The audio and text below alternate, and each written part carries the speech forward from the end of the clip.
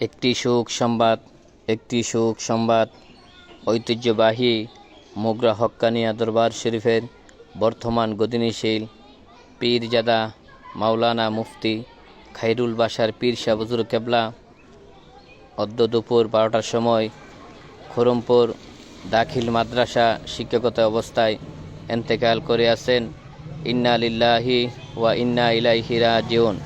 আমরা সকলেই পাঠ করি ইন্না লিল্লাহি ওয়া ইন্না ইলাইহি রাজিউন। হযরত মাওলানা মুফতি খায়রুল বাশার পীর শাহ হুজুর হলেন ঐতিহ্যবাহী মোগরা হক্কানিয়া দরবার শরীফের পীরে কামেল মুর্শিদে মোকাম্মেল সাসফি হযরত মাওলানা মুফতি আব্দুল হক হানাফি আল কাদরি রহমাতুল্লাহি আলাইহির ছোট সাহেবজাদা এবং বর্তমান গদিনীশীল পীরজাদা মুফতি খায়রুল বাশার পীর শাহ হুজুর কেবলা ইন্তেকাল করে আছেন।